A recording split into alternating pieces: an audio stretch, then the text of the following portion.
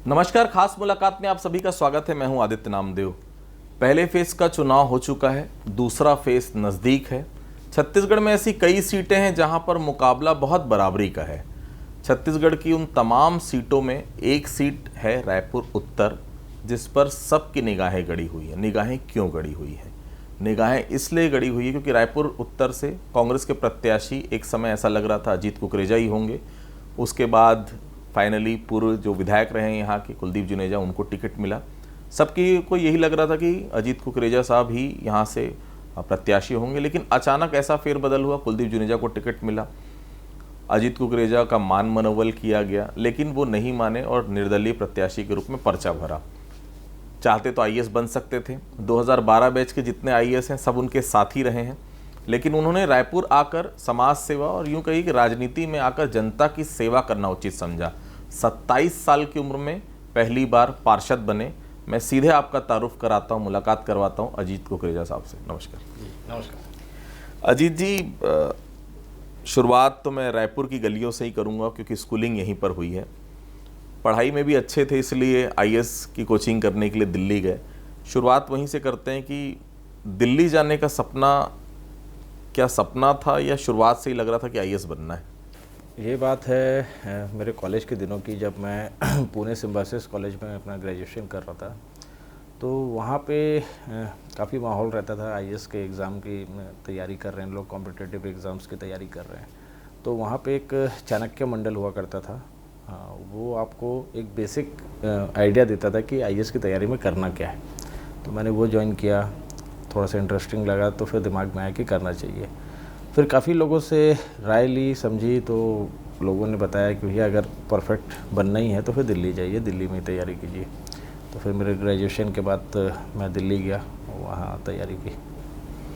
2 attempt आपने दिए भी थे? जी, 2 अटेम्प्ट दिए, 2 अटेम्प्ट बचे भी हुए थे। और अचानक से मैं 2012 में कुछ ऐसा मूड हुआ कि नहीं यार, बस अब रायपुर चलते हैं। बहुत साल हो गए, 8-9 साल बाहर रहा मैं। तो वापस आया। 2014 में चुनाव हुए। अचानक से चुनाव के 2 महीने पहले अचानक से ऐसा था कि नहीं, चुनाव लड़ना चाहिए। और इत्तेफाक से टिकट भी मिल गई, जीत भी गया और काफ़ी अच्छे मतों से जीता। लगभग 1550 वोट से मैं जीता था।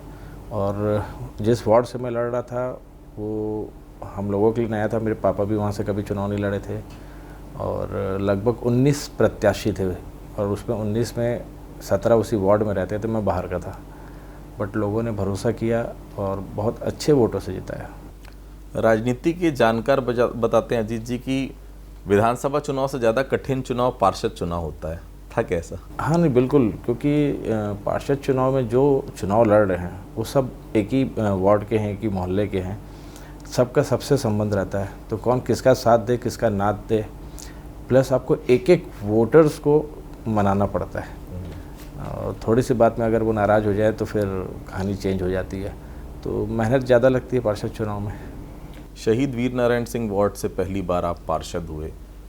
कैसा एक्सपीरियंस रहा? एक आईएएस करने वाला बच्चा जो जाता है कि यूथ कि मैं सपने कहीं और कुछ गढ़ना चाहता है, अचानक आके राजनीति में कदम। हालांकि पिता पार्षद रहे हैं आपके, बट फिर भी अगर राजनीति ही करना होता तो शायद आप दिल्ली नहीं जाते।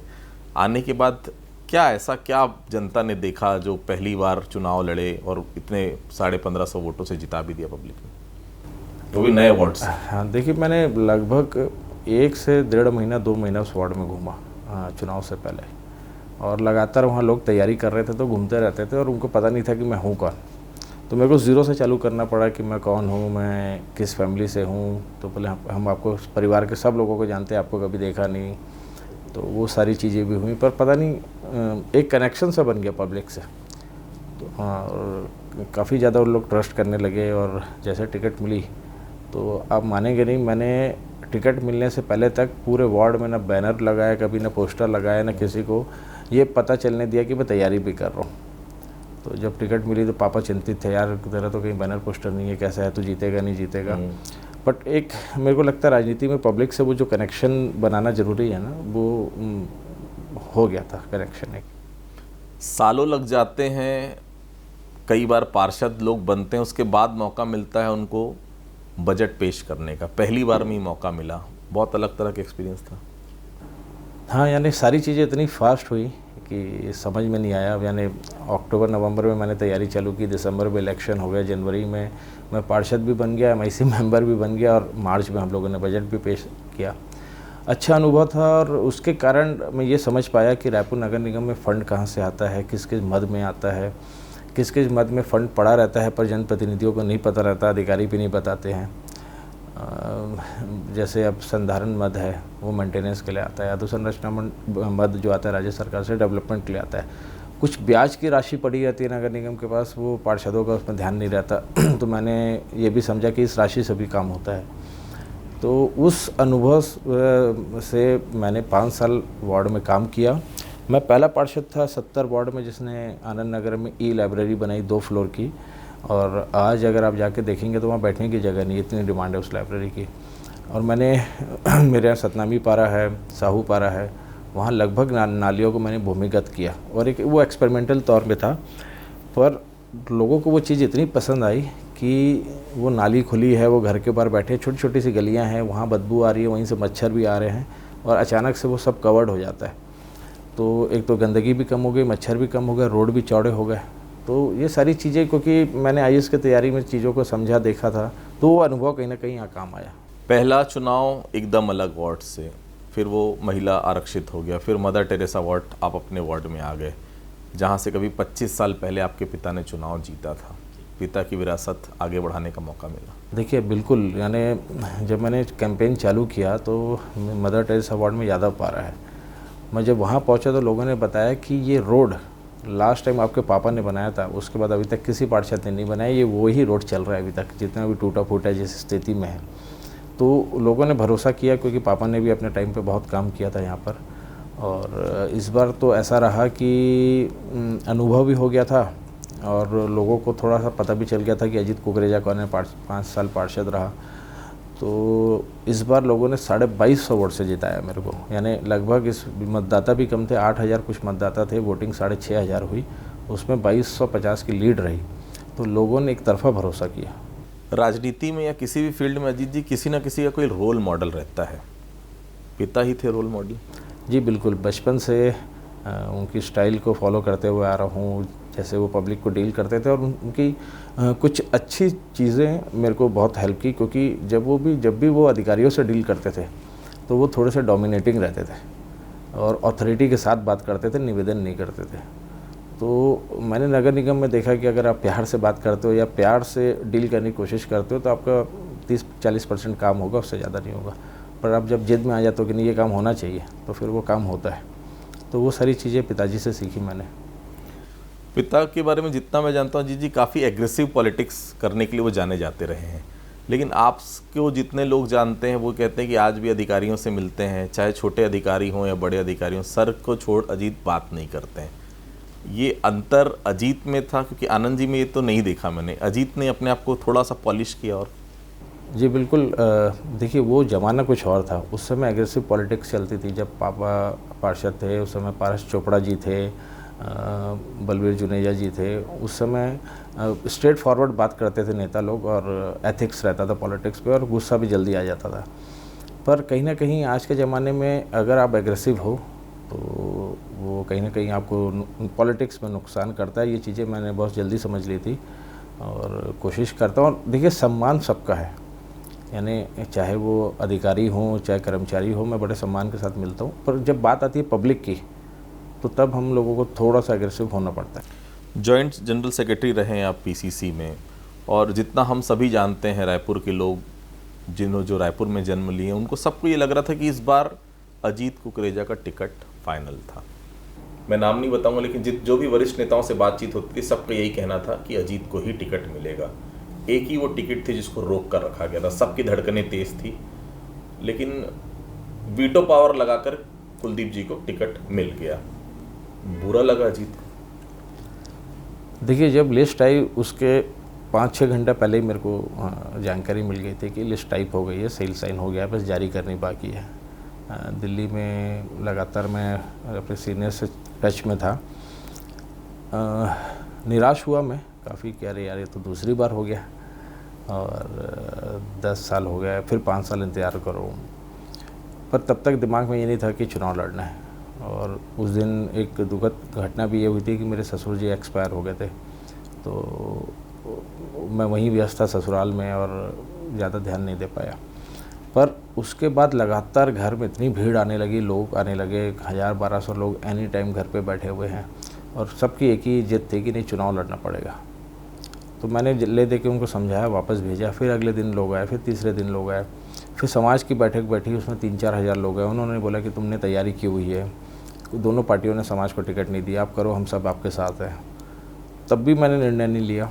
फिर मैं विधानसभा घूमा 2 दिन, तो समझ में आया कि बहुत विरोध है। और ऐसी सिचुएशन कोई भी विधानसभा में 30-35 साल में एक बार बनती है कि जब दोनों राष्ट्रीय दल के कैंडिडेट जनता को पसंद नहीं है। तो वो चीज़ मैंने समझी और मैंने नामांकन भरा। मैंने सुना है नामांकन भरने के पहले तक मान मनोबल का दौर खूब चलता रहा कि अजीत शायद मान जाए। चलता रहा वो तो 2 तारीख तक लगातार सारे सीनियर्स का फ़ोन आता रहा, सबका सम्मान है।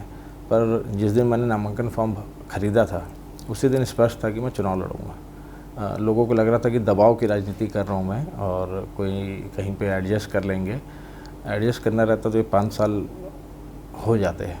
हम लोगों को निगम मंडल आयोग नहीं चाहिए, जनता के बीच में जनप्रतिनिधि रह के काम करना है। 40 साल आनंद कुकरेजा जी ने कांग्रेस को दिए, 10 साल अजीत ने, मतलब इस परिवार ने 50 साल कांग्रेस को दिए। कम पड़ गए 50 साल? हाँ, ये चीज़ें लगातार दिमाग में घूमी कि अब तो यानी, क्योंकि सर्वे रिपोर्ट में भी जो जानकारियाँ आ रही थी कि नाम अच्छा है, LIB रिपोर्ट्स में भी अच्छा परफॉर्मेंस गया है, तो ऐसी उम्मीद थी कि टिकट मिल जाएगी। अब इस बार नहीं मिली तो ऐसा लगा कि अब तो फिर कब। तो फिर जब लोगों की मैंने भावनाओं को देखा, समझा, तो लोगों का था कि आपको लड़ना चाहिए। तो शुरू में तो थोड़ा सा अजीब सा भी लग रहा था कि ये लड़वा के कहीं ऐसा तो नहीं हो जाएगा कि फिर मैं ही बस पूरी मेहनत कर रहा हूँ। पर बहुत ज़बरदस्त समर्थन मिल रहा है लोगों का। सिंधी समाज से श्रीचंद सुंदरानी जी को टिकट मिलता रहा भारतीय जनता पार्टी की तरफ से, कुलदीप जुनेजा जी यहाँ से लड़ते रहे। इस बार तो उत्कल समाज से पुरंदर मिश्रा के तौर पर भारतीय जनता पार्टी ने कैंडिडेट उतारा है। अजीत जी, क्या इस बार ऐसा लगता है कि एक बहुत अच्छा मौका मिला है अजीत को? जो सिटिंग विधायक हैं, विरोध है काफ़ी, इसलिए शायद टिकट बहुत अंत में डिक्लेयर की गई। पुरंदर मिश्रा का अगर वर्क प्लेस देखें तो मैक्सिमम बसना रहा है, हालांकि यहाँ जगन्नाथ मंदिर वो देखते रहें, लेकिन ऐसा लग रहा है कि दोनों कैंडिडेट के बीच में कोई तीसरा विकल्प के तौर पर जनता देख रही है।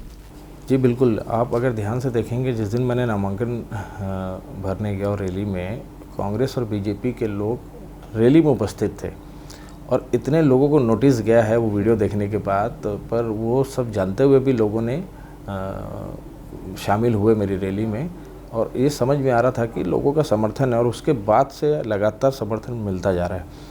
और जनता यही कह रही है कि 5 साल काम नहीं हुआ।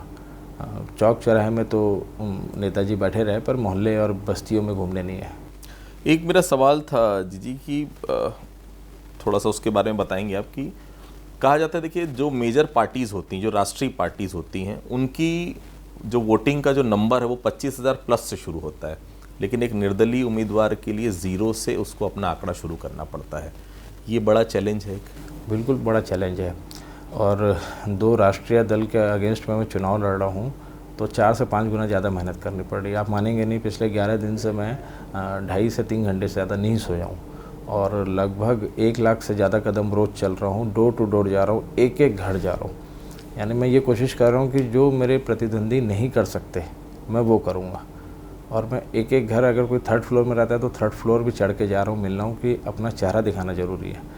उनका जो पार्टियां हैं उनका पहले से सेटअप रहता है, एक टीम बनी हुई रहती है, बस आपको चुनाव लड़ना है, यहाँ सब कुछ खुद करना है।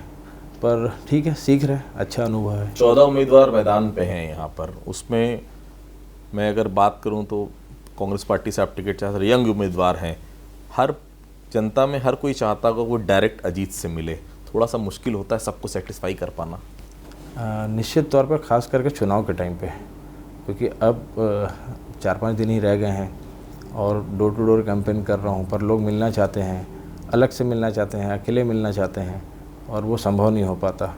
और इसलिए हम लोगों ने अभी टीम बना के काम डिवाइड किया है। पर मुझे ऐसा लगता है कि कोशिश ज़रूर करनी चाहिए सबको सेटिस्फाई करने की। अब 2-4 लोग नहीं होते हैं तो वो आप कुछ नहीं कर सकते उसका।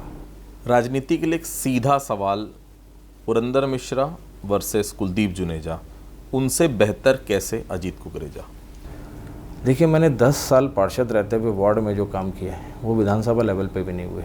आज अगर मैं श्यामनगर की बात करूं तो पूरे वार्ड में मैंने सीसीटीवी कैमरे लगाए हैं, किसी पार्षद ने नहीं लगाए हैं। जलविहार कॉलोनी में जल भरा होता था, 5.5 करोड़ से मैंने वहाँ पे भूमिगत नाला बनाया है। आज 2 साल से किसी के भी घर में पानी नहीं भर रहा है। आज लगभग 70% वार्ड की नालियों को मैंने कवर्ड कर दिया है। इसके अलावा जितने भी अलग अलग समाज के लोग हैं, अलग अलग वर्ग के लोग हैं, मैं सबसे टच में रहता हूँ, उनके सारे कार्यक्रमों में पार्टिसिपेट करता हूँ। युवा हूँ, पढ़ा लिखा हूँ, बेदाग हूँ, ये सारी चीज़ें मुझे लगता है कि एक एज देती हैं मुझे। कुछ वार्डों में मैं घूमा उत्तर के, शेयर करना चाहूँगा आपसे अजीत जी कि नो बीजेपी नो कांग्रेस ये बोर्ड लगा हुआ है। शर्मनाक है, दोनों राष्ट्रीय पार्टियों को अगर पब्लिक नहीं देखना चाह रही है, उनके प्रतिनिधियों को घुसने नहीं देना चाह रही है, कुछ तो गलत हुआ होगा। बिल्कुल, जैसे 2 जगह है, अमेय विहार और श्री राम नगर फेज़ 2, ये दोनों जगह उन लोगों ने इलेक्शन का ही बॉयकॉट किया था। और कारण ये था कि विधायक 5 साल में नहीं आया। विधायक नहीं आया तो नहीं आया, पर जो छाया विधायक था वो भी नहीं आया। श्री राम नगर फेज़ 2 में तो उनके मकान का B1 नहीं बन पा रहा है, तो वो अपने मकान को बेच नहीं सकते, वहाँ कोई मकान खरीद नहीं सकता। अगर उनको बैंक में लोन के लिए अपना मकान गिरवी कराना है तो लोन नहीं मिल सकता। और वो लगातार क्षेत्रीय विधायक के पास लगभग 8 से 10 बार गए कि इसमें कुछ ना कुछ सीएम से बात करके निराकरण कराए, पर उन्होंने ध्यान नहीं दिया। और मैं आपको बताना चाहूँगा, ये दोनों जगह मैं गया, दोनों जगह उन लोगों ने मुझे समर्थन दिया है कि अगर आप जीत के आते हो कि हमारा समाधान करें, हम सब आपके साथ हैं। नगर निगम में इतनी मेहनत, कांग्रेस पार्टी में इतनी मेहनत, टिकट अगर मिलता तो शायद और बेहतर स्थिति अभी से नज़र आती है आपको। अब हर जनता के पास, क्योंकि एक नेशनल पार्टी का सिंबल रहता है तो उसका असर दूसरा होता है। थोड़े से मैं कैलकुलेशन पर जाना चाहता हूँ। मुस्लिम समाज 27,000, उत्कल समाज 26,000, सिंधी समाज 21,000, साहू समाज 11,000, पंजाबी समाज के भी अच्छे वोटर्स हैं। मैंने सुना है मैडम हैं वो पंजाबी हैं, तो ये डेडली कॉम्बिनेशन, एक सिंधी और पंजाबी, तो दोनों वोटर्स अपने साथ रहेंगे, ये मार्केट में बहुत चर्चा गर्म है। नहीं, और सबसे बड़ी बात है कि मेरा ससुराल भी उत्तर विधानसभा में ही है। क्या बात? देखिए, वो तो शादी और ये चीज़ें तो ऐसी है कि प्री डिसाइडेड रहती हैं। और उत्तर विधानसभा में मेरा नानी घर, मेरे 7 मामा हैं और साथ में 6 मामा उत्तर विधानसभा में रहते हैं, और उसके अलावा समाज के जो लोग हैं, तो एक सपोर्ट मिलता है। सातवें को भी शिफ्ट कराने की तैयारी तो नहीं चल रही उत्तर में? नहीं, नाम उनका उत्तर में ही है, रहते कहीं और। तो लगातार समर्थन समाज का भी मिल रहा है, उत्कल समाज का काफ़ी सपोर्ट मिल रहा है। कल गुजराती समाज ने बुलाया था, एक मीटिंग रखी थी, तो उन्होंने वहाँ पर अपना समर्थन दिया है। तो लगातार सिख समाज के लोग भी खुल के सामने, सब नहीं आते, कुछ आ रहे हैं कुछ नहीं आते, पर फ़ोन करके बता रहे हैं कि हम आपका सपोर्ट करेंगे, क्योंकि हमने सामने वाले से बहुत उम्मीदें की थी कि 5 साल में समाज के लिए कुछ काम होगा, नहीं हुआ। तो उनका भी समर्थन आ रहा है। रायपुर उत्तर में अगर विधायक चुने जाते हैं अजीत कुकरेजा, प्राथमिकता क्या होगी? सबसे बड़ी प्राथमिकता है कि लगभग 25,000 मतदाता रेलवे की ज़मीन में स्लम्स में रह रहे हैं। वहाँ पर उनको बाथरूम बनाने की भी अनुमति नहीं है, स्ट्रीट लाइट नहीं है, बिजली के मीटर लगाते हैं तो काट दिए जाते हैं। यानी आप ये सोचिए कि रायपुर स्मार्ट सिटी की हम बात कर रहे हैं और वो वहाँ पर नर्क की ज़िंदगी जी रहे हैं। तो मेरी ये सोच है कि बगल में मंडी विभाग की लगभग 150 एकड़ ज़मीन खाली है। अब वो कैसे होगा, कितनी ताकत लगेगी, राज्य सरकार कर सकती है। मंडी विभाग को 150 एकड़ ज़मीन नया रायपुर या उसके आसपास दे दे, वो ज़मीन नगर निगम को देते, तो नगर निगम के पास हर साल फंड आता है प्रधानमंत्री आवास योजना के तहत कि आप मकान बना सकते हैं।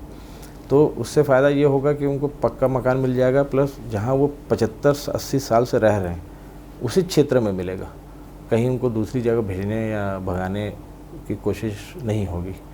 तो सबसे बड़ी प्राथमिकता ये है। इसके अलावा लगभग जैसे मैं मौदापारा गया तो वहाँ एक भी गार्डन नहीं है, उद्यान नहीं है, और उनकी काफ़ी मांग है कि एक उद्यान आसपास बने, और पूरा कमर्शियल एरिया हो चुका है वो वाला। अब मैं जैसे चूना भट्टी गया तो वहाँ पर सबसे बड़ी दिक्कतें ये आ रही हैं कि पानी की बहुत दिक्कतें हैं। पर अगर मैं बड़ी योजनाओं की बात करूं तो लगभग हर बस्तियों में, मोहल्लों में महिलाएं ये बोल रही है कि रोज़गार चाहिए हमको। तो मैं ये कोशिश करूंगा कि रायपुर उत्तर में 19 वार्ड हैं, 19 वार्ड में एक महिलाओं का ट्रेनिंग सेंटर हो, जहां कौशल उन्नयन के तहत उनको ट्रेनिंग मिले और वही सेंटर के माध्यम से उनकी जॉब भी लगे। अभी तक कोई भी जनप्रतिनिधि इस लेवल पे काम नहीं करता। जनरली रोड, नाली बनाना, भवन बनाना, इस सब में ध्यान रहता है और NULM, national urban livelihood mission के तहत काफ़ी फंड आता है इसके लिए, पर वो अधिकारी NGO और उनके साठ घाट में पूरा पैसा ख़त्म हो जाता है। मैंने खुद देखा है कि कितने लंबे लंबे कमीशन इसमें बटे हैं और जनप्रतिनिधि कोई ध्यान नहीं देता तो पैसा वेस्ट हो जाता है। तो इसमें काम करूँगा मैं। इसके अलावा नशा एक बहुत बड़ा फैक्टर हो गया रायपुर में, रायपुर के स्लम्स में। और शराब तो छोड़िए, गोली का नशा, गांजे का नशा और सूखा नशा अब बहुत ज़्यादा बढ़ गया है और एज अ जनप्रतिनिधि कोई नहीं सामने आता अवेयर करने के लिए लोगों को। तो मुझे लगता है अगर मैं बनता हूँ विधायक तो एज अ MLA पूरे रायपुर में घूम घूम कर अवेयरनेस कैंपेन करूंगा, क्योंकि ये चीज़ें लोगों के घरों को बर्बाद कर रही हैं। क्या निगेटिविटी देख रहे हैं खास तौर से रायपुर उत्तर के लिए, क्योंकि कांग्रेस ने भी यहाँ शासन किया, BJP का भी यहाँ पर विधायक रहा, उसके बाद भी जनता की मांगे क्यों नहीं पूरी हो पाई? कहाँ कमी रह गई ऐसा लगता है, या हर जगह कमी रह गई? एक्चुअली जब तक आप चुनाव लड़ते हो, आप बड़े बड़ी बातें करते हो, बड़े बड़े वादे करते हो, पर मैंने जनरली देखा है कि नेता बनने के बाद उनकी प्राथमिकता बदल जाती है। यानी मैं तो यहाँ देखता हूँ कि नेता ये सोचते हैं कि अरे यार बस्ती उठे हटे तो जाए, झंझट ख़त्म हो। और मुझे ऐसा लगता है कि नहीं, कोई भी स्लम टूट रहा है तो उनको वहीं घर मकान मिलना चाहिए। वो शहर के बाहर क्यों जाएंगे? वो हमारे समाज का एक हिस्सा है, आप और हमारी तरह वो लोग हैं, उनको वहीं मकान। अब तेली बंदर BSUP आप देखेंगे, इनको तोड़ के बोरिया कला भेजा गया था। पहले मेरे पिताजी ने, उसके बाद मैंने संघर्ष करके पूरे 800 परिवारों को यहाँ वापस लाए। बिल्कुल अधिकारी इस चीज़ के लिए एग्री नहीं कर रहे थे, रमन सिंह जी की सरकार थी, कोई मान नहीं रहे थे, पर हम लोगों ने जिद करके 800 परिवार को वापस लाए। आज शहर के बीच में रहते हैं, आप मानेंगे नहीं, मैं चुनाव लड़ रहा हूँ, मैंने एक दिन वहाँ कैंपेन करने नहीं गया हूँ, क्योंकि मुझे मालूम है कि वहाँ का वोट कहीं नहीं जाना है। को आखिरी के 2 दिन शराब, जो वो चाहते हैं वो चीज़ बांटी जाती है। मैंने सुना अजीत ने संकल्प लिया कि वो शराब तो नहीं बांटेंगे, कितनी सच्चाई इसमें? बिल्कुल, मैंने पार्षद चुनाव में भी काफ़ी लोगों ने ज्ञान देने की कोशिश की थी कि ये करो वो करो, बल्कि आप मानेंगे नहीं, BJP के प्रत्याशी की दारू रोज़ पकड़वाते थे हम लोग। हमारा एक ही हमारे लड़कों का काम था और हम लोगों ने संकल्प ले लिया कि न शराब बांटना है, न साड़ी बांटना है, न कंबल बांटना है, क्योंकि आप लोगों के लिए काम कर रहे हो, सच्चे दिल से काम कर रहे हो और पब्लिक समझती है। पर जब आप बांटने लग जाते हो ना, तो फिर आपका वो आपका जो स्टेटस बना हुआ है ना, फिर वो बिगड़ जाता है। तो मुझे लगता है कि ज़्यादा घबराना नहीं चाहिए। जनता के बीच में आप गए हो तो ये विश्वास रखना चाहिए कि जनता आपको समर्थन करेगी। चलिए, बहुत बहुत शुभकामनाएं आपको, अग्रिम शुभकामनाएं। चुनाव नज़दीक है, 17 तारीख को वोटिंग होगी और 3 दिसंबर को जनता फैसला सुनाएगी। तो आपने सुना अजीत कुकरेजा जी को, बहुत साफ है। देखिए, जनता के बीच में आप रहिए, जनता के साथ दिल लगाकर काम करिए, इनोवेशंस लाइए और IAS की तैयारी करें। निश्चित तौर पर ऐसा कैंडिडेट मिलना मुश्किल है। दोनों ही राष्ट्रीय पार्टियों से लोग निराश हैं। रायपुर उत्तर में विकल्प की तौर पर अजीत कुकरेजा को देखा जा रहा है। शुभकामनाएं इनको। 3 दिसंबर को रिजल्ट आए तो विधानसभा चुनाव जीते। हम भी आपसे यही उम्मीद करते हैं, अधिक से अधिक संख्या में वोट करें। वोट आपका अधिकार है और निश्चित तौर पर वोट डालकर ही आप अपना जो भी प्रतिनिधि वो चुनिए। खास मुलाकात में इतना ही। अगली बार फिर किसी शख्सियत से आपकी मुलाकात कराएंगे। तब तक के लिए बहुत बहुत धन्यवाद।